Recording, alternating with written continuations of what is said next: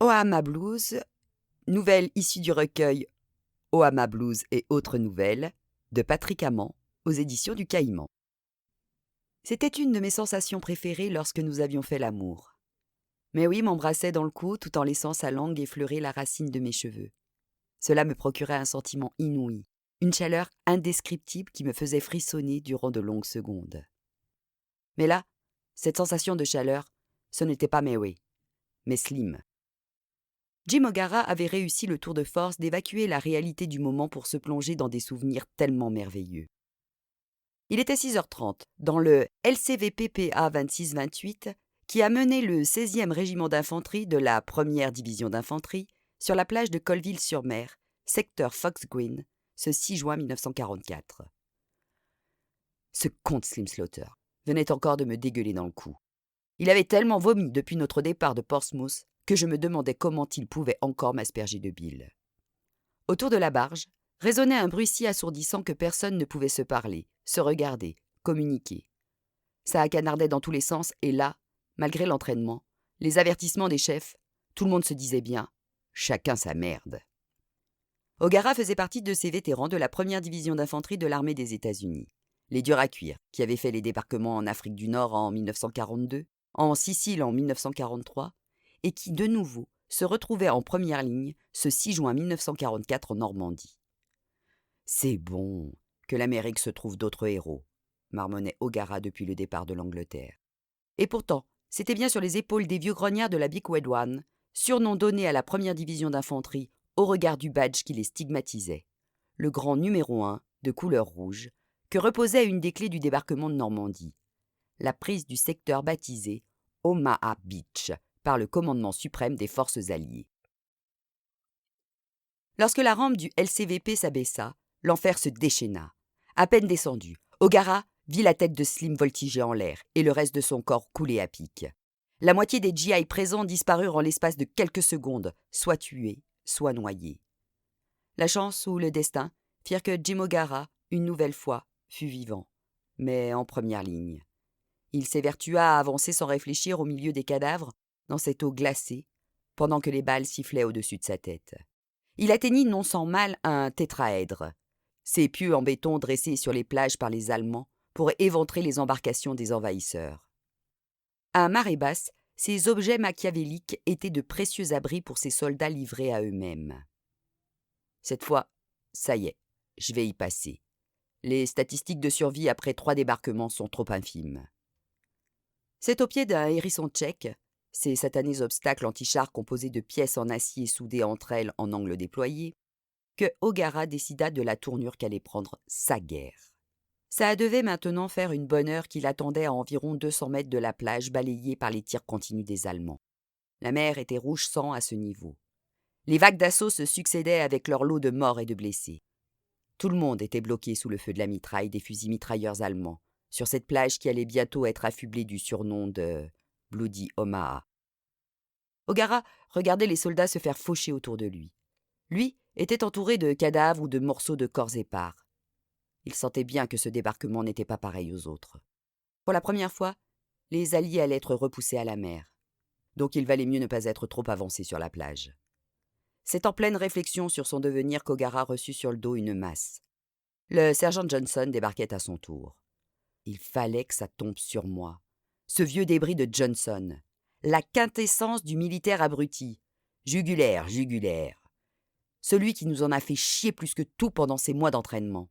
« Ça va, fils ? Je t'observe depuis un moment. Vu que tu n'as pas bougé depuis une bonne heure, je me suis servi de toi comme repère. Tu es blessé ?» L'eau rouge du sang de ses camarades et le bas de son treillis en lambeaux lui indiquèrent une réponse toute trouvée pour son sergent. « Ah, jambe inutilisable. Ah, déchiquetée. Ah, regardez. En attente de secours. » Johnson, le regard vers d'autres exploits héroïques, dit seulement à O'Gara. « Tiens bon, soldat, on reviendra te chercher. L'Amérique n'oublie pas ses fils. » Il s'élança comme un fou vers la plage qui voyait de plus en plus s'accumuler les cadavres. La sortie d'Omaha Beach commençait à s'effectuer. Pour autant, après une traversée de la plage pour le moins périlleuse, O'Gara avait trouvé refuge derrière un amoncellement de galets et de ferrailles qui lui offrait une protection inespérée. Il y avait autant de débris matériels que de corps sans vie. C'est au milieu de ce spectacle de désolation que le Private Jim O'Gara, vétéran de l'US Army, aux campagnes militaires auréolées de gloire, décida qu'il allait disparaître dans le tumulte des bombardements et fusillades. « Si je ne me casse pas de ce champ de bataille, c'est sûr que j'y laisse ma peau. » O'Gara réfléchissait au meilleur moment et à la meilleure manière de déserter. Il avait un avantage pour lui. De père irlandais, sa mère était d'origine française. Éprise de culture, elle s'était fait un point d'honneur à éduquer son fils aux rudiments de la langue de Molière. En travaillant son accent, quoique relativement peu marqué, il pouvait aisément se fondre dans la population civile française. Le bruit était démentiel autour de lui. Les balles sifflaient de plus en plus. Les râles des soldats mourant sous la mitraille allemande étaient de plus en plus forts. L'armée américaine n'avait pas l'air disposée à sortir de ce bourbier rapidement. En se retournant vers la mer, O'Gara contemplait le désastre. Des dizaines de barges dégueulaient des GIs qui allaient pour la plupart se faire ouvrir le ventre par les rafales ennemies. Mais au bout d'un moment, les cibles furent plus nombreuses que la force de frappe allemande. Donc de ci de là, certains téméraires arrivaient à braver ce déluge de feu et rejoindre les éléments les plus avancés sur la plage. C'était là le génie de l'armée américaine. Faire débarquer sur les plages plus de soldats que de balles allemandes, qui mathématiquement ne pourraient pas aligner tout le monde. O'Gara observa un soldat qui zigzaguait entre les obstacles avec une science militaire d'une précision qui ne pouvait laisser l'ombre d'un doute sur l'identité du héros du moment. Un sous-officier zélé ou un faillot qui avait bien répété les mouvements maintes fois reproduits lors des entraînements. Quoi qu'il en soit, le brave sautait d'obstacle en obstacle, jouait avec les épaves de chars, les hérissons tchèques, les tas de cadavres, et narguait ainsi les balles du Troisième Reich. Le héros se dirigeait ainsi sur lui. O'Gara se planquait, très embêté d'être dérangé au beau milieu de son plan de désertion.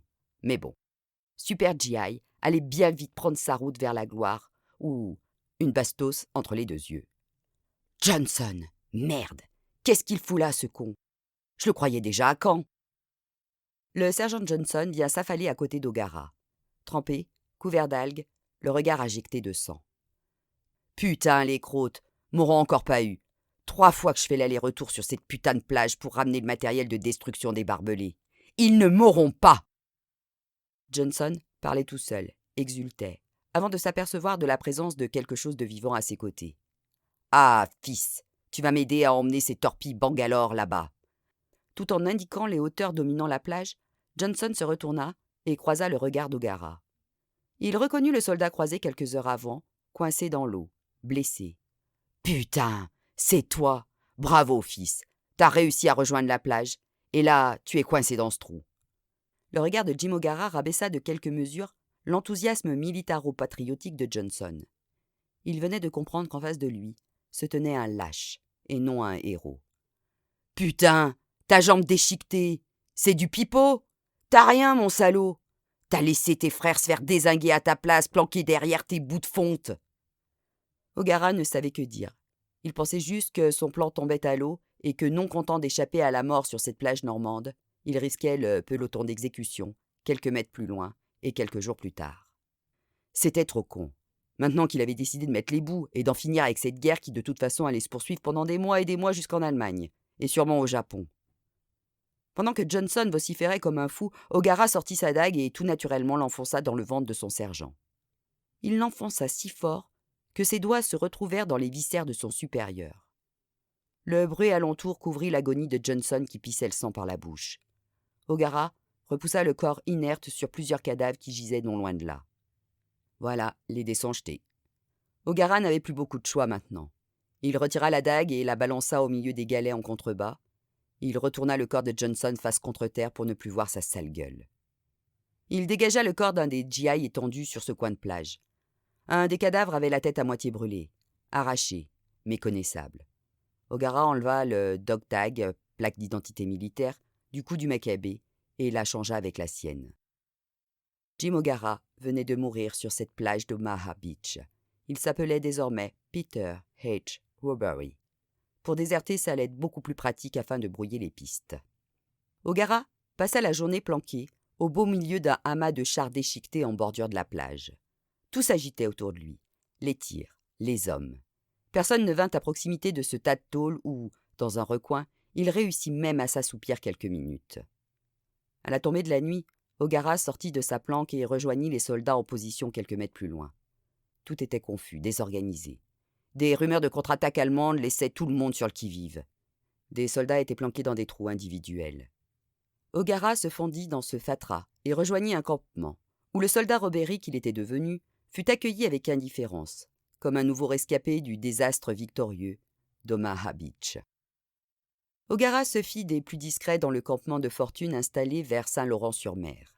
Le badge de son unité arraché de sa veste, il naviguait sans mal dans ce joyeux foutoir guerrier, sur lequel planait constamment la menace d'un sursaut de l'armée allemande. Le soleil se couchait tranquillement sur cette journée funeste. Dès l'aube, O'Gara partit seul sur les chemins de la campagne normande.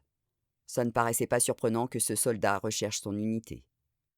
Il croisa en route 2 soldats de la première division d'infanterie complètement paumés eux aussi. Sans se poser de questions, les 3 hommes se regroupèrent et firent le chemin ensemble, étonnamment, sans croiser d'ennemis, sans aucune escarmouche.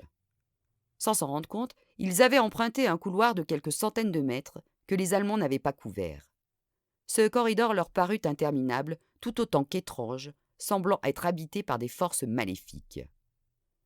Ils y étaient dans ce merdier normand, mais avec une sensation étrange. Pas d'ennemis en vis-à-vis, d'explosions de mortiers et autres fusils mitrailleurs. Après une journée d'errance dans l'arrière-pays normand, O'Gara crut apercevoir une pancarte indiquant la commune de Formigny. Les 3 compères de fortune trouvèrent une grange pour se reposer. Sans rien dire, les propriétaires du lieu, les Gauthier, des paysans du bocage qui avaient bien observé l'arrivée des soldats, vinrent voir les libérateurs tout en leur amenant de quoi se restaurer. Des tirs de 88 réveillèrent les 3 soldats, frères d'armes paumés en terre étrangère tout autant qu'en territoire ennemi. Sentant la canonnade qui se rapprochait, Firmin Gauthier ne souhaitait pas plus développer sa collaboration avec les troupes de l'oncle Sam, après des années d'un certain confort avec l'occupant vert de gris. Les héros furent prestement remerciés et priés d'aller libérer la France un peu plus en avant dans les terres. Peter, Joe Bulway et John Tuck partirent donc libérer le reste de la France. O'Gara gardait en tête son dessein d'après-débarquement. La quiétude apparente de ce coin de Normandie ne devait pas lui faire oublier que sauver sa peau, c'était tout simplement aujourd'hui abandonner ses oripeaux de l'armée américaine pour se fondre dans un monde en folie abandonné par la raison des hommes. Le champ de bataille témoignait de cette aliénation. En discutant très innocemment, O'Gara avait presque réussi à convaincre Joe Bulway de le rejoindre. Ce paysan du Kentucky s'était engagé dans l'armée, pensant revenir 1 an plus tard au pays en héros. Au bout de 2 ans, il écrivait à sa petite amie qu'il allait bientôt se faire trouer la peau en Europe. « Ce connard ne va pas me suivre. Trop pleutre. N'éventre pas un sergent de l'armée des États-Unis d'Amérique qui veut. » Nouvelle ferme. Les 3 soldats furent accueillis en héros. Tout le monde était là, dont les résistants empreints d'admiration pour les GI et fiers d'arborer leur arsenal de guerre qui avait tant servi depuis 1943 pour le groupe FTP Ravachol. Les soldats perdus furent accueillis avec enthousiasme dans le groupe de résistants. Les GI ne furent pas effarouchés par l'accueil, bien contents de s'affranchir de la hiérarchie pour mener leur guerre. Guerre que souhaitait quitter le plus vite possible le Private O'Gara. Les contacts rapidement pris avec les combattants FTP lui laissèrent des éventualités de sortie de guerre très intéressantes. Un officier du groupe Ravachol, cadre du Parti communiste, ne voyait pas d'un mauvais œil le ralliement d'un fils de l'oncle Sam à la libération patriotique et indépendante du territoire national. Lorsque le 10 juin 1944, l'action conjuguée des FTP, appuyée par l'armée américaine, permit de réduire à néant le point d'appui 104 aux alentours de Saint-Laurent-sur-Mer, les correspondants de presse US se précipitèrent pour couvrir ce haut fait d'armes, le même jour que le massacre d'Oradour-sur-Glane. O'Gara ne voyait pas d'un bon œil cette déferlante de communicants. Mais il était comme ses camarades, porté en héros. Après la boucherie d'Omaha Beach, l'Amérique voyait là un struggle for life, comme ce grand peuple les aime tant. Une déferlante médiatique s'abattit sur cet événement. Stars and Stripes, journal des forces armées américaines sur le théâtre des opérations en Europe, en fit sa une le 14 juin. O'Gara avait un sentiment mitigé. La gloire de ce haut fait d'armes, quoiqu'un tant soit peu exagéré, pouvait lui procurer une retraite dorée, mais il allait falloir relever l'épreuve de l'usurpation d'identité. Pas sûr que le soldat Peter H. Robéry soit très prolixe. Le 21 juin 1944, une jeep de la police militaire se présenta au camp situé dans l'arrière-pays de Saint-Laurent-sur-Mer. les Hempis se dirigèrent vers la tente du commandement du camp et firent appeler sur le champ le private Peter H. Roberry. O'Gara s'attendait à de nouvelles congratulations de je ne sais qui. Les anciens de la bataille de la Marne, l'association du souvenir combattant anglais. L'adjudant Charles prit sa respiration. Soldat Peter H. Roberry. Scotland Yard nous a chargé de retrouver l'assassin de Jenny Muswell, résident 19 Downing Street, retrouvé étranglé le 7 juin 1944 au matin par des voisins. Après une enquête des plus sérieuses, il apparaît que Jenny Muswell fréquentait un soldat américain. Ce soldat lui a rendu visite dans la nuit du 31 mai au 1er juin 1944. Jenny Muswell a été étranglée avec son bas cette nuit-là. Une dague réglementaire de l'armée des États-Unis, portant la mention Peter H. Roberry, a été retrouvée sur place. En conséquence, nous vous informons que nous vous condamnons à mort pour le meurtre de Jenny Muswell. O'Gara bredouilla juste. Mais il faut un procès pour m'entendre. Ce n'est pas possible. C'est une erreur. Écoutez, Êtes-vous en mesure de nous présenter votre dague? Non, mais parce que... La justice militaire américaine, incorruptible et intraitable, comme l'a rappelé le commandant suprême du corps expéditionnaire allié, le général Eisenhower. Compte tenu des efforts consentis par nos alliés britanniques, moins de 2 semaines après le débarquement, n'a que faire de vos jérémiades. Le 3 juillet 1944, le soldat Peter H. Roberry fut pendu à l'orée d'un petit village normand. Le même jour, Madison O'Gara reçut un courrier de l'armée des États-Unis, lui annonçant que son fils Jim était mort au combat sur les plages de Colville-sur-Mer pour libérer le monde libre du joug nazi.